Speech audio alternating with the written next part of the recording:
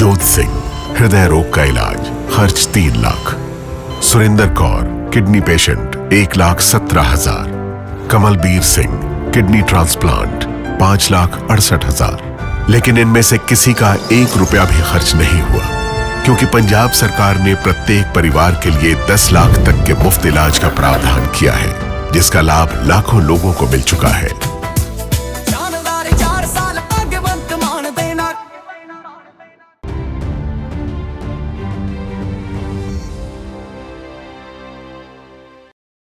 नमस्कार, world news में आज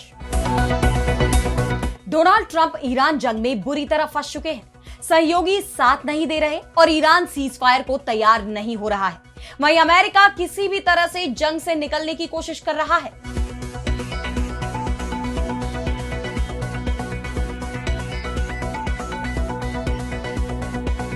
अमेरिकी राष्ट्रपति ट्रंप दबाव में दिखाई दे रहे हैं। नेटो से मदद मांगी लेकिन वहां से इनकार मिला। ब्रिटेन के पीएम कीर स्टारमर ने तो यहां तक कह दिया कि अमेरिका की एक हारी हुई जंग में हम अपने सैनिकों को मरने के लिए नहीं भेजेंगे। इस बीच ये जंग और भी खतरनाक होती जा रही है। हूतियों ने इजरायल पर मिसाइलों की बौछार कर दी है। वहीं इजरायल ने भी तेहरान यूनिवर्सिटी पर हमला किया है, जिससे यूनिवर्सिटी की बिल्डिंग जमींदोज हो गई। इस हमले ने ईरान को और भड़का दिया है। IRGC ने चेतावनी दी है कि ट्रंप ने माफी नहीं मांगी तो अमेरिका और इजरायल की यूनिवर्सिटी भी नहीं बचेंगी। इस बीच खबरें ये भी आ रही हैं कि अब जमीन पर भी जंग शुरू होने वाली है। इसे लेकर ईरान ने चेतावनी दी है कि ताबूत में जाएंगे अमेरिका के सैनिक, उन्हें नर्क नसीब होगा, क्योंकि यह माना जा रहा है कि 6 अप्रैल के बाद अमेरिका ईरान पर जमीनी हमला बोल सकता है। इन सब पर हम करेंगे विस्तार से चर्चा, लेकिन आइए जरा उन खबरों को भी देख ले जिन पर आगे होगी बात। ईरान जंग का पूरी दुनिया में दिखने लगा असर। अमेरिका में सड़कों पर उतरे लोग, ट्रंप के खिलाफ लगे नो किंग्स के नारे, प्रदर्शनकारियों ने राष्ट्रपति को बताया जोकर। इमरान खान के बेटे ने ही खोल दी अपनी सरकार और सेना की पोल। जेनेवा में संयुक्त राष्ट्र मानवाधिकार परिषद की बैठक में इमरान के हालत पर जताई चिंता, कहा यूएन को देना चाहिए दखल। पद संभालने के बाद से ही एक्शन में नेपाल के प्रधानमंत्री बालेन शाह। पूर्व पीएम ओली के बाद एक और मंत्री गिरफ्तार, 100 दिन का एजेंडा भी किया पेश। और चलते चलते में देखेंगे, रेशम के कीड़े ने दिखाई वैज्ञानिकों को राह। इंसानों को आपदा के वक्त अब जल्दी मिलेगी मदद। इन सभी खबरों पर हम विस्तार से करेंगे बात, लेकिन पहले एक नजर हेडलाइंस पर। पाकिस्तान के पूर्व सेना प्रमुख कमर बाजवा की गई जान, बाथरूम में फिसलने से सिर में लगी गंभीर चोट, 1 महीने से हॉस्पिटल में थे एडमिट। क्यूबा पर अमेरिकी प्रतिबंध की सरकार ने की कड़ी निंदा। विदेश मंत्री ब्रूनो रोड्रिगेज पेरेला ने कहा, क्यूबा को आर्थिक तौर पर कमजोर करने की हो रही कोशिश, संयुक्त राष्ट्र ने भी जताई चिंता। इराक के कुर्दिस्तान में राष्ट्रपति आवास पर हुआ ड्रोन अटैक, अमेरिका ने बताया कायरतापूर्ण हमला, ईरान के साथ छिड़ी जुबानी जंग। ईरान युद्ध के बीच किम जोंग ने बढ़ाई ट्रंप की tension, high thrust missile engine का किया टेस्ट, अमेरिका तक मार करने में सक्षम है मिसाइल। तो मिडिल ईस्ट की जंग को 1 महीने का वक्त पूरा हो चला है, लेकिन अब भी ये जंग कहीं से भी खत्म होती नजर नहीं आ रही। अमेरिका और इजरायल के हर हमले का ईरान की तरफ से करारा जवाब दिया जा रहा है। प्रेस टीवी की रिपोर्ट के मुताबिक इस्लामिक रिवॉल्यूशनरी गार्ड कोर यानी IRGC ने इजरायल और अन्य जगहों पर इजरायली और अमेरिका से जुड़े कई उद्योगों को निशाना बनाया। इन हमलों में लंबी दूरी और मध्यम दूरी की ठोस और तरल ईंधन प्रणालियों और हमलावर ड्रोन का इस्तेमाल किया गया। इस दौरान IRGC ने एक अमेरिकी MQ-9 ड्रोन को मार गिराया और एक F-16 लड़ाकू विमान को निशाना बनाया। ईरानी सेना ने हाइफा बंदरगाह शहर में एक इलेक्ट्रॉनिक युद्ध और रडार केंद्र के साथ साथ डेविड बेन गुरियन हवाई अड्डे पर एक ईंधन भंडारण केंद्र को निशाना बनाया। ईरानी मिसाइलों के चलते दक्षिणी इजरायल के नेगेव और डेड सी के क्षेत्रों में भी सायरन की गूंज सुनाई देती रही। इसके अलावा अमेरिका और इजरायल की तरफ से Iran university of science and technology पर हमला किए जाने पर भी ईरान ने कड़ी प्रतिक्रिया दी है। IRGC ने इसका बदला लेने की धमकी दी है। उसने अमेरिकी राष्ट्रपति डोनाल्ड ट्रंप को सीधा अल्टीमेटम ही दे दिया कि ईरानी विश्वविद्यालयों पर हमले का बदला अमेरिका और इजरायल के शिक्षण संस्थान पर हमला करके लिया जाएगा। व्हाइट हाउस के लापरवाह शासकों को जान लेना चाहिए कि अब से कब्जा करने वाले शासन यानी इजरायल के सभी विश्वविद्यालय और पश्चिम एशिया क्षेत्र में अमेरिकी यूनिवर्सिटीज तब तक वैध लक्ष्य मानी जाएंगी जब तक कि ईरानी विश्वविद्यालयों के विनाश के बदले में 2 विश्वविद्यालयों पर जवाबी हमला नहीं किया जाता। अगर अमेरिकी सरकार चाहती है कि क्षेत्र में उसके विश्वविद्यालय उन 2 लक्षित विश्वविद्यालयों के अलावा बदले के चरण से बाहर रहे, तो उसे सोमवार यानी 30 मार्च को तेहरान के समय के मुताबिक दोपहर 12 बजे तक विश्वविद्यालयों पर बमबारी की निंदा करते हुए एक आधिकारिक बयान जारी करना होगा। यानी ईरान ने तो अमेरिका के सामने झुकने से इनकार कर दिया है, लेकिन अब अगर अमेरिका अपने शिक्षण संस्थानों को बचाना चाहता है तो इसे ईरान की धमकी के आगे झुकना पड़ेगा। IRGC की चेतावनी से यह साफ हो गया है, जिससे यह तय हो गया है कि अब ये जंग ईरान की शर्तों के मुताबिक ही आगे बढ़ रही है। और अब तो वो इस जंग में पहले से और भी ज्यादा मजबूत हो गया है, क्योंकि उसे लेबनान के हिजबुल्लाह के साथ ही यमन के हूतियों का भी समर्थन मिल रहा है। हूती विद्रोहियों के सैन्य प्रवक्ता याह्या सरी ने एक बयान जारी करके बताया है कि हमने इजराइल के खिलाफ अपने दूसरे सैन्य अभियान को अंजाम दिया है। इस हमले में क्रूज मिसाइलों और ड्रोनों का इस्तेमाल किया गया। जब तक इजराइल अपने हमलों को पूरी तरह बंद नहीं कर देता, तब तक हम अपनी सैन्य कार्रवाई नहीं रोकेंगे। हूतियों की जंग में एंट्री ने इजराइल के लिए खास तौर पर मुश्किलें बढ़ा दी हैं। इसके बावजूद इजरायली सेना के हमले रुकने का नाम नहीं ले रहे। इजरायली सेना का दावा है कि इस वीकेंड पर उन्होंने ईरान और लेबनान में लगभग 250 ठिकानों पर जोरदार हमले किए हैं। ईरान में किए गए इन हमलों का मुख्य केंद्र वहां की बैलिस्टिक मिसाइल उत्पादन इकाइयां, मिसाइल लॉन्च करने वाले ठिकाने और एयर डिफेंस सिस्टम रहे। लेकिन जिस तरह इजरायली सेना के चीफ एयाल जमीर पहले ही कह चुके हैं कि इजरायली सेना ढहने के कगार पर पहुंच चुकी है, उसके बाद सवाल ये उठ रहे हैं कि क्या वो इस जंग में ज्यादा दिन टिक पाएगी। वैसे इजरायली सेना की इस कमजोरी को लेकर ईरान की तरफ से भी चेतावनी दी गई है। ईरानी संसद के अध्यक्ष मोहम्मद बाकेर गालिबफ ने कहा है कि इजराइल अपनी सेना की आंतरिक कमजोरियों को छिपाने के लिए तनाव बढ़ा रहा है, लेकिन हमारी कार्रवाई से IDF का पतन और तेज हो जाएगा। यही नहीं, ईरान ने अमेरिकी सैनिकों और युद्धपोत के मिडिल ईस्ट पहुंचने को लेकर भी अपना रुख साफ कर दिया है कि वो हर तरह के हालात का सामना करने के लिए तैयार है। दरअसल अमेरिकी नौसेना का amphibious assault ship USS Tripoli 3500 marine और नौसैनिकों के साथ मिडिल ईस्ट पहुंच गया है, जिसके बाद कहा यह जा रहा है कि अमेरिका अब ईरान में जमीनी अभियान शुरू करने की तैयारी में है। लेकिन ईरान की तरफ से जवाब के रूप में तेहरान टाइम्स ने अपने फ्रंट पेज पर एक लेख प्रकाशित किया है, जिसमें लिखा है कि नरक में आपका स्वागत है। जो अमेरिकी सैनिक ईरानी जमीन पर कदम रखेंगे वे केवल ताबूत में वापस जाएंगे। यानी अमेरिका और इजराइल के हर दांव के खिलाफ ईरान मजबूती से खड़ा है। उसने साफ कर दिया है कि दुश्मनों को यह जंग भारी पड़ने वाली है। बहरहाल, जिस तरह इस जंग में हूतियों की एंट्री हो गई है, फिर अमेरिका ने भी अपने सैनिकों की संख्या बढ़ाई है, उसके बाद यह तय माना जा रहा है कि आने वाले वक्त में यह जंग और भी खतरनाक रूप लेने वाली है। और अब बढ़ते हैं अगली खबर की तरफ, जहां हम बात करेंगे अमेरिका में ट्रंप के खिलाफ बड़े प्रदर्शन की। तो अमेरिका के राष्ट्रपति का पद संभालने के बाद से डोनाल्ड ट्रंप एक के बाद एक कई बड़े फैसले ले चुके हैं, जिसका अमेरिका में विरोध देखा जाता रहा है। और अब जिस तरह से ट्रंप ने ईरान के खिलाफ जंग छेड़ दी है, उसके बाद उनकी परेशानी और ज्यादा बढ़ती दिखाई दे रही है। अब उनके ही देश में उनका विरोध शुरू हो गया है।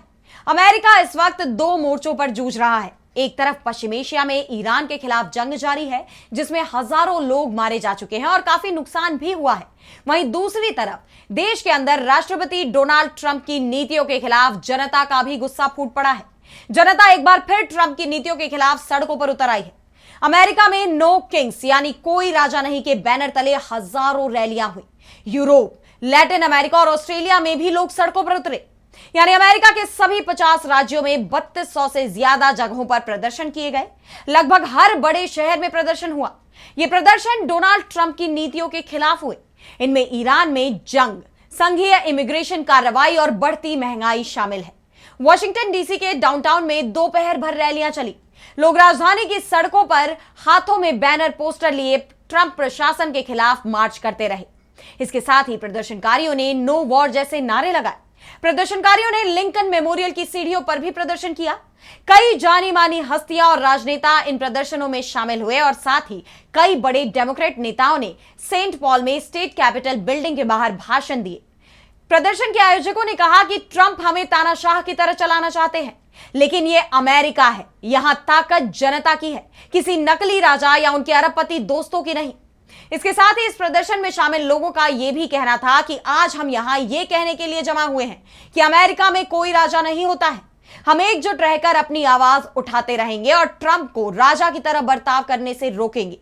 इसके अलावा सीनेटर क्रिस्टिन गिलीब्रैंड ने कहा कि राष्ट्रपति डोनाल्ड ट्रंप को राजा की तरह नहीं सोचना चाहिए। उन्हें देश के लोगों के बारे में सोचना चाहिए।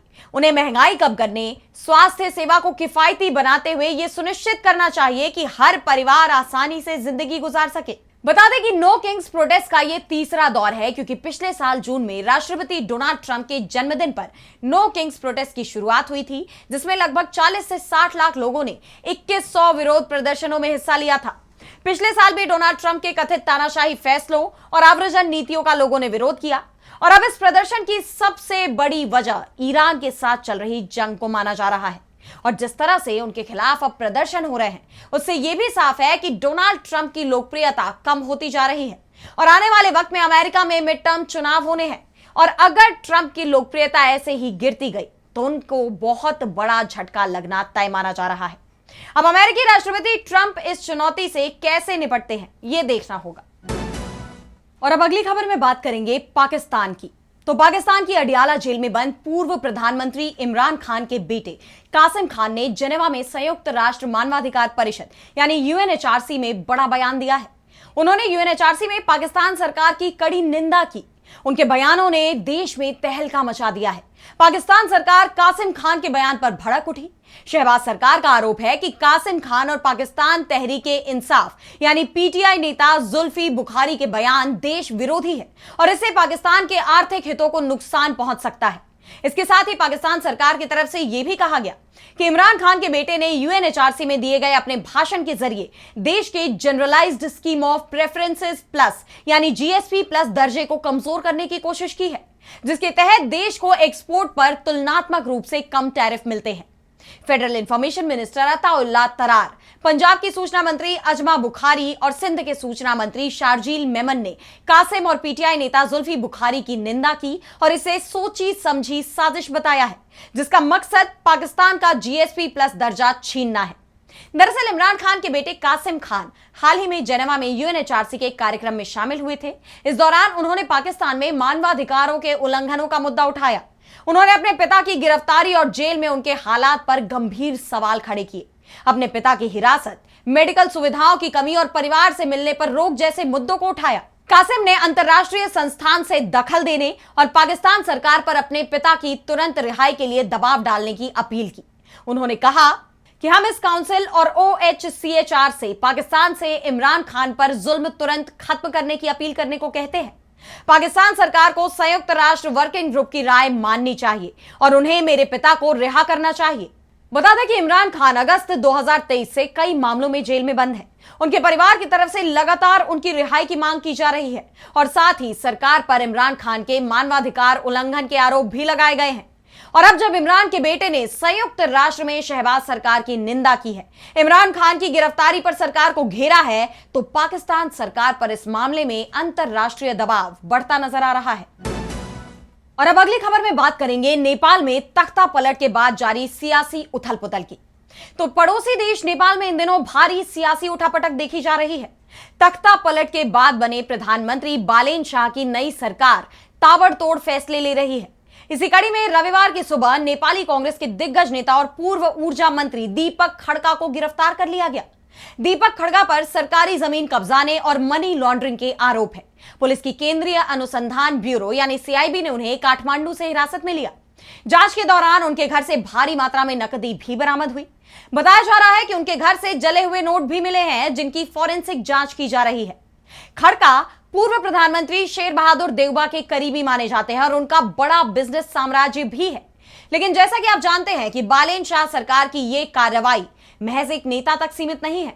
इससे एक दिन पहले पूर्व प्रधानमंत्री केपी शर्मा ओली और पूर्व गृह मंत्री रमेश लेखक को भी गिरफ्तार किया जा चुका है। इन गिरफ्तारियों पर नेपाल की राजनीति दो हिस्सों में बंट गई है। पूर्व मंत्री माधव प्रसाद चौलागीन का कहना है कि अगर यह कार्रवाई कानूनी है तो सही है, लेकिन अगर यह बदले की भावना से की जा रही है तो यह देश के हालात बिगाड़ सकती है। वहीं इन सबके बीच प्रधानमंत्री बालेन शाह ने देश की व्यवस्था सुधारने के नाम पर 100 दिनों का ब्लूप्रिंट पेश किया है। इसके तहत कई फैसले लिए गए हैं, जैसे कि संपत्ति की जांच, सभी नेता और सरकारी कर्मचारियों की संपत्ति की बारीकी से जांच होगी, मंत्रालयों में कटौती, सरकारी खर्च घटाने के लिए मंत्रालयों की संख्या 25 से घटाकर 17 कर दी गई है। शिक्षा से राजनीति बाहर, यानी स्कूलों और विश्वविद्यालयों से राजनीतिक दलों के छात्र संगठनों को हटाने का निर्देश दिया गया है। डिजिटल सेवाएं, पासपोर्ट, लाइसेंस और नागरिकता प्रमाण पत्र अब डिजिटल माध्यम से मिलेंगे। महिला सुरक्षा, महिलाओं के लिए विशेष ब्लू लाइन बस सेवा शुरू की जा रही है।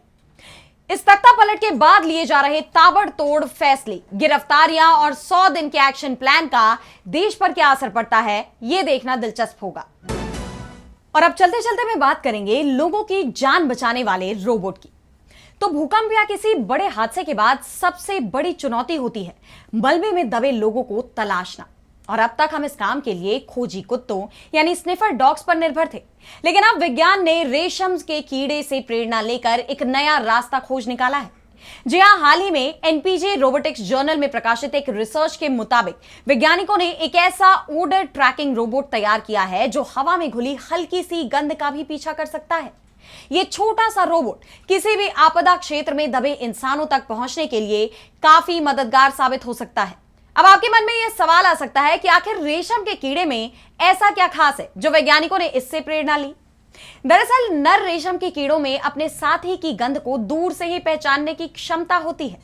इनके सिर पर लगे एंटीना इतने संवेदनशील होते हैं कि वे हवा के झोंकों में छिपे गंध के मामूली अणुओं यानी मॉलिक्यूल्स को भी सूंघ लेते हैं। वो सिर्फ गंध को ही नहीं सूंघते, बल्कि ये भी तुरंत भांप लेते हैं कि वो किस दिशा से आ रही है। और अब वैज्ञानिकों ने इसी जैविक तकनीक को रोबोटिक सेंसर में ढाल दिया है। यह रोबोट हवा के बहाव और उसमें मौजूद रासायनिक संकेतों का विश्लेषण करता है। जब यह किसी मलबे के ऊपर से गुजरता है तो यह इंसानी पसीने या सांसों से निकलने वाली गंध को पहचान कर सीधे उस जगह की तरफ बढ़ने लगता है जहां कोई फंसा हो सकता है।